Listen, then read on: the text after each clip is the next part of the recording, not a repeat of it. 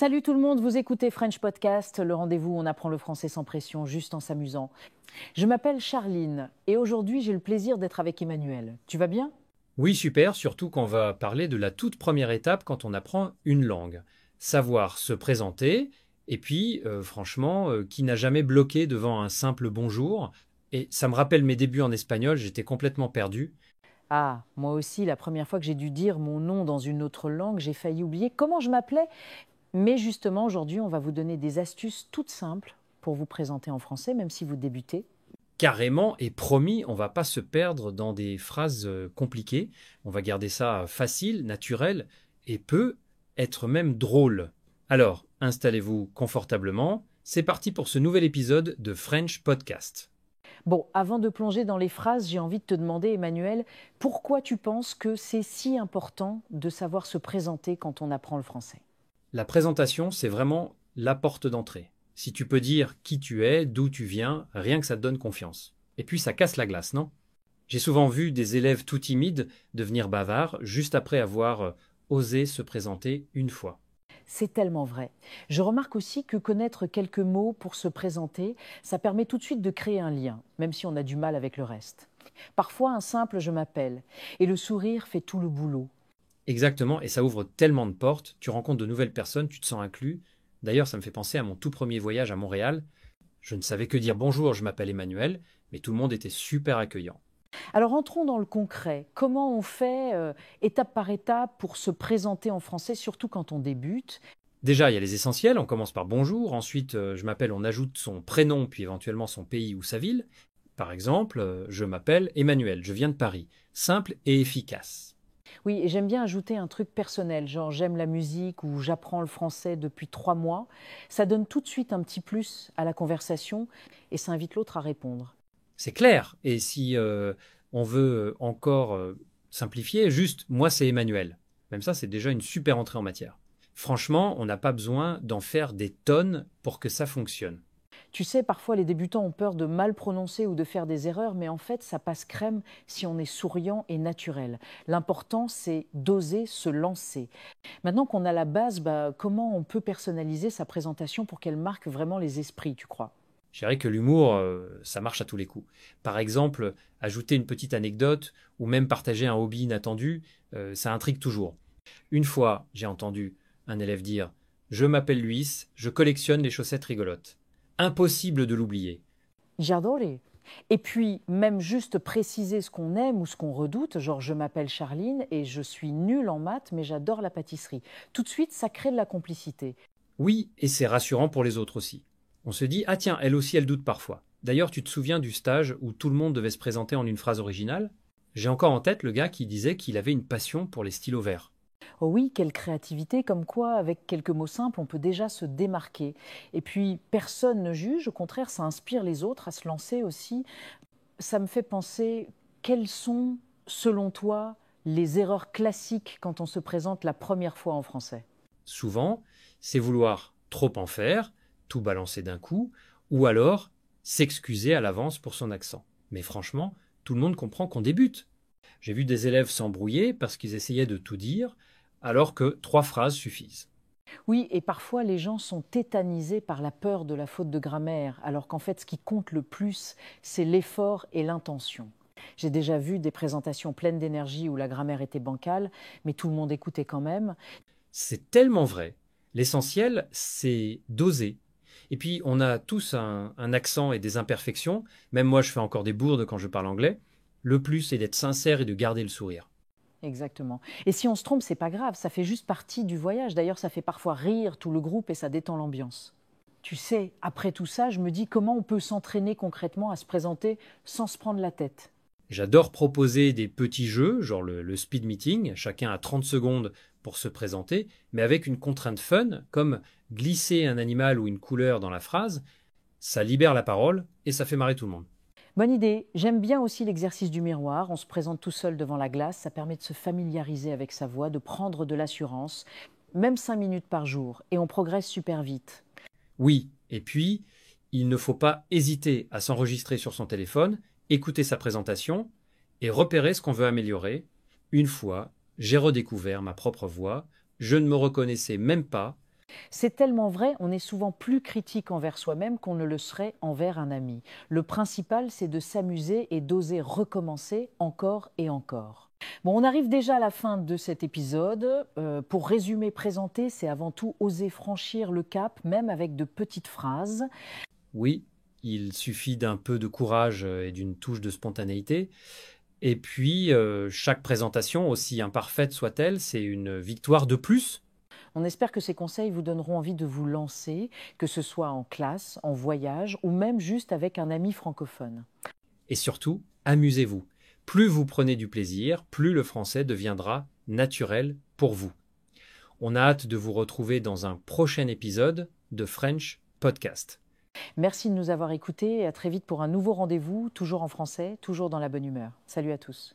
Ne partez pas encore. Regardez maintenant la deuxième partie de l'épisode, elle vous réserve encore plein de conseils utiles et de surprises. Et si ce podcast vous a plu, pensez à vous, s'il vous plaît, abonner et à cliquer sur j'aime pour nous soutenir. À tout de suite dans la suite de l'épisode. On se retrouve pour la deuxième partie de notre épisode sur les présentations en français. Salut Emmanuel, tu te souviens de la dernière fois où on a bien rigolé avec les prénoms imprononçables ? Comment oublier? J'en ris encore, surtout ce fameux Jean-Charles qui m'a pris 3 essais. Quand on débute, oser se présenter, c'est tout un défi. Mais c'est aussi la première étape pour se sentir à l'aise dans une nouvelle langue. C'est tellement vrai, je vois souvent les élèves hésiter, mais dès qu'ils osent dire « bonjour, je m'appelle », tout change. Ce sentiment de fierté quand la glace est brisée, tu connais ? Complètement. On sent la tension retomber. Et ce que j'adore, c'est voir les petits sourires gênés se transformer en éclats de rire juste parce qu'on a osé franchir le pas. Alors justement, aujourd'hui, on va décortiquer comment se présenter facilement, étape par étape. Même si ça paraît simple, il y a des petits pièges, non ? Oh oui, par exemple, il y a souvent la confusion entre « je m'appelle » et « je suis ». J'ai déjà entendu « je suis Emmanuel, j'habite Paris », mais dans certaines situations, c'est mieux d'utiliser son prénom avec « je m'appelle ». Tout à fait. Et puis, ajouter son âge ou sa nationalité, ça peut sembler anodin, mais on ne veut pas tout balancer d'un coup, surtout en France où on aime la subtilité. Tiens, d'ailleurs, tu sais que dans certains pays, dire son âge tout de suite, c'est normal, mais ici, ça dépend vraiment du contexte. C'est comme une petite danse, il faut apprendre à jauger le moment. Ça me fait penser aux exemples qu'on a entendus en classe. Tu te rappelles de « je viens du Brésil, j'ai 20 ans et j'aime la musique » ? Simple, direct, mais souvent il y a des petites erreurs rigolotes. Exactement, parfois on entend « je suis 20 ans » au lieu de « j'ai 20 ans ». C'est un classique. Mais franchement, ces petites erreurs sont presque attendrissantes et puis elles ouvrent la porte à des échanges. Parfois, c'est même l'occasion de souffler un peu, on rit ensemble, on corrige et on avance. D'ailleurs, tu as une astuce pour éviter cette confusion avec l'âge ? Oui, moi j'aime bien dire « pensez à la chanson J'ai 2 amours », pas « je suis 2 amours ». Ça marque les esprits et ça détend l'atmosphère. J'adore cet exemple de chanson. Maintenant, une fois qu'on a dit son nom et son âge, comment on aborde ses passions sans trop en faire ? Beaucoup ont peur de se tromper ou de paraître ennuyeux. Tu sais, ajouter une passion ou un hobby, même tout simple, ça donne tout de suite de la couleur à la présentation. Genre, j'aime lire ou je fais du foot. Même si c'est basique, ça engage toujours la conversation. C'est clair. Et parfois, dire simplement « je joue de la guitare » peut déclencher une vraie discussion. C'est souvent plus naturel qu'on ne pense. Ce qui m'amuse, c'est que parfois, les passions inattendues créent des liens. L'autre jour, un élève a dit qu'il collectionnait les capsules de bière. On a passé 10 minutes à en parler. C'est fou comme un détail peut détendre l'atmosphère. Mais justement, pour ceux qui stressent à l'idée de parler, tu aurais un conseil pour garder confiance ? Je dirais qu'il faut se rappeler que tout le monde a débuté un jour. Même les natifs font parfois des erreurs. Se tromper, c'est normal, et même encourager.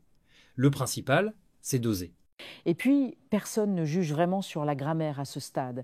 On retient surtout le sourire, l'effort, parfois même le trac qui rend les choses touchantes. Tu mets le doigt dessus. On a tendance à surévaluer nos erreurs, alors que l'essentiel, c'est de se lancer. Et chaque essai, même imparfait, rapproche de la fluidité. Avant de conclure, je propose un mini-jeu.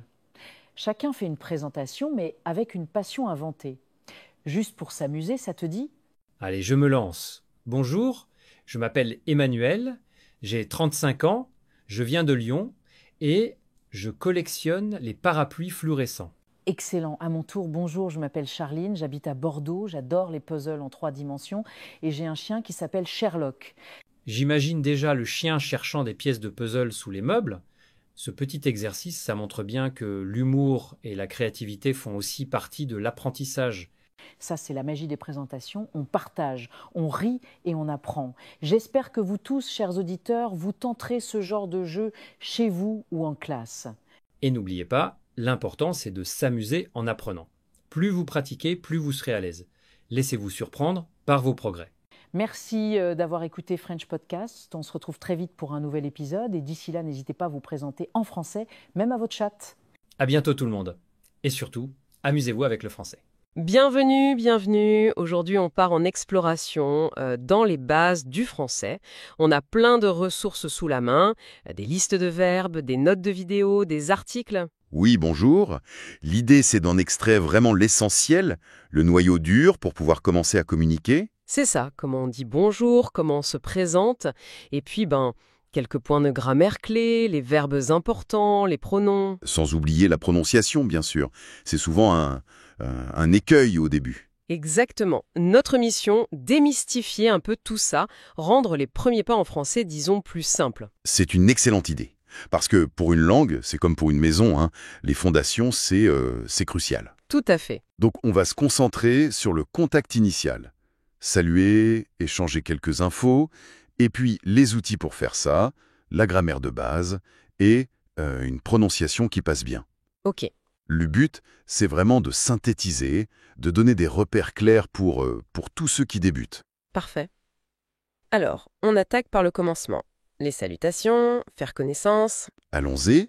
Le grand classique, la formule magique, j'ai envie de dire, c'est bonjour. C'est ça ? Ah oui, bonjour. C'est la valeur sûre, le passe-partout.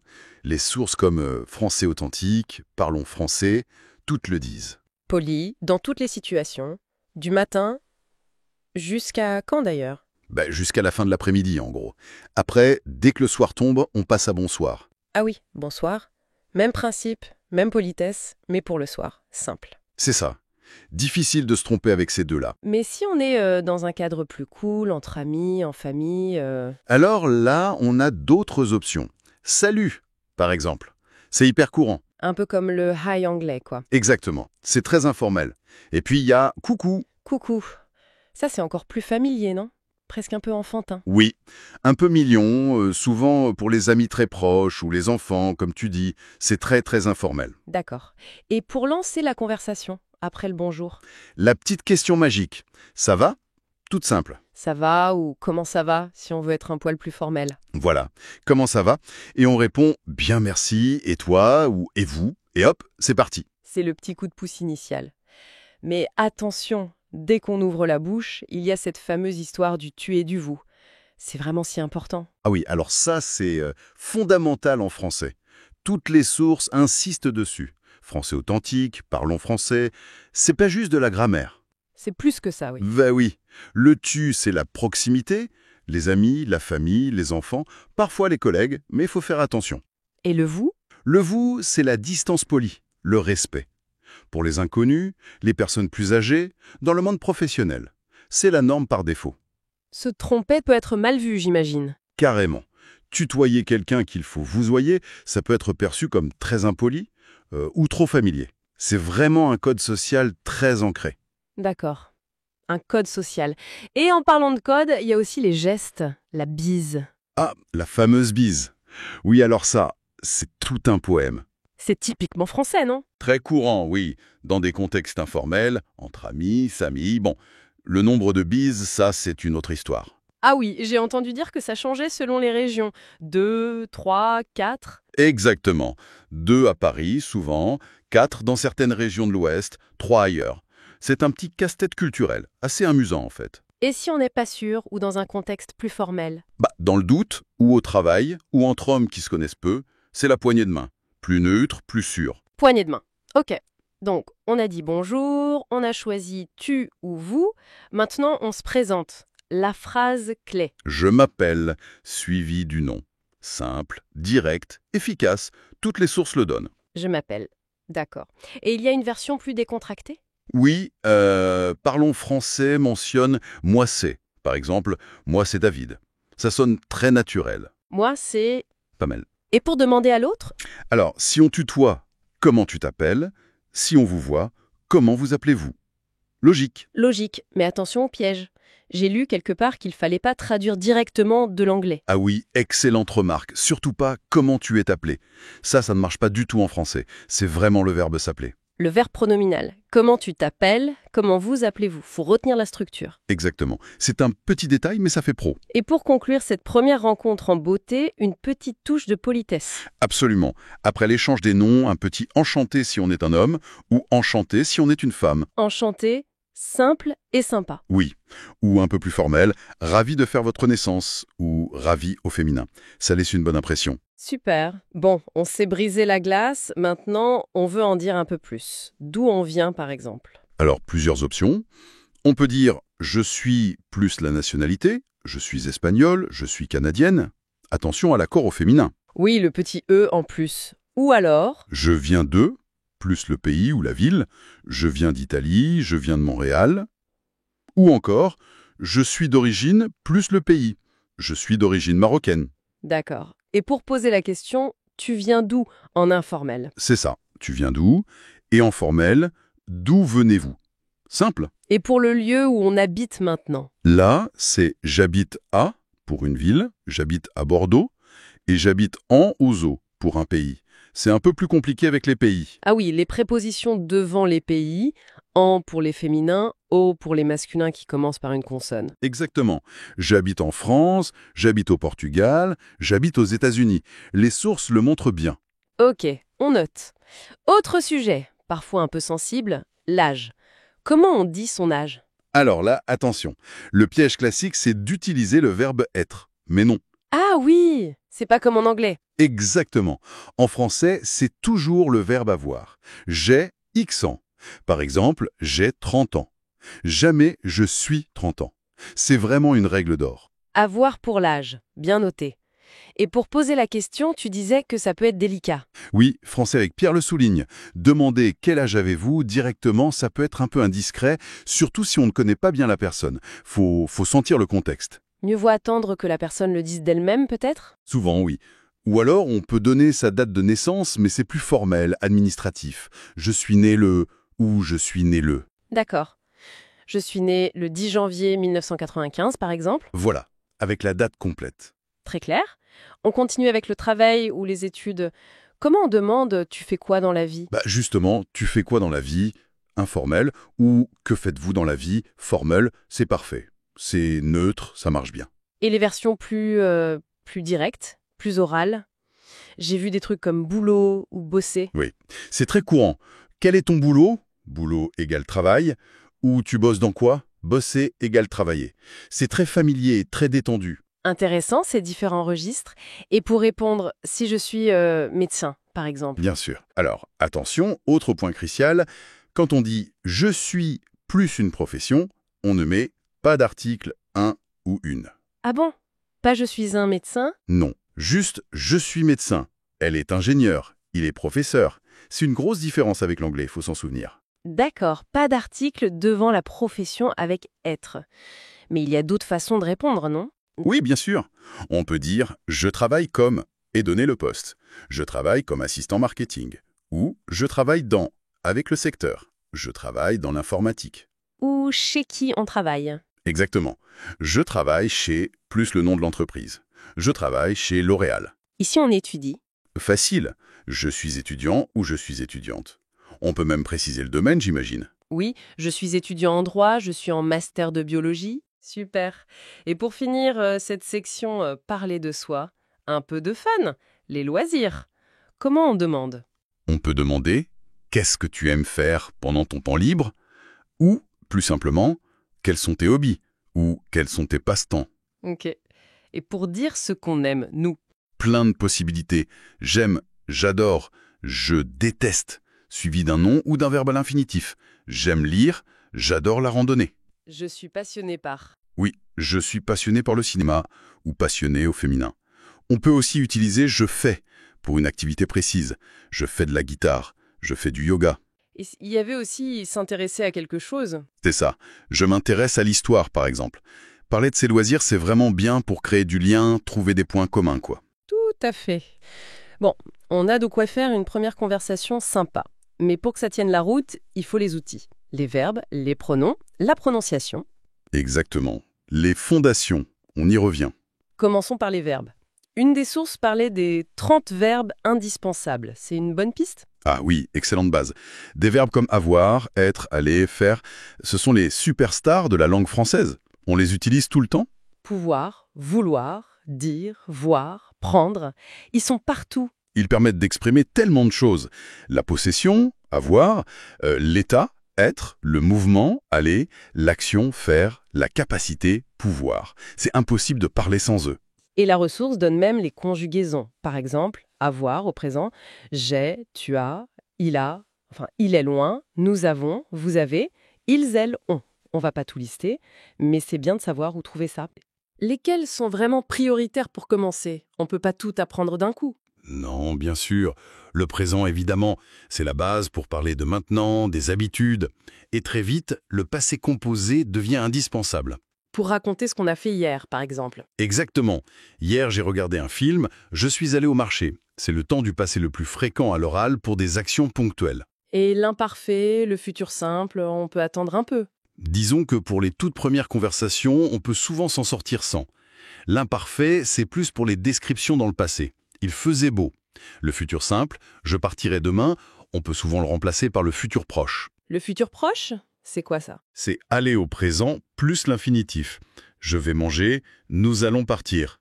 C'est très très courant à l'oral pour parler du futur immédiat ou prévu.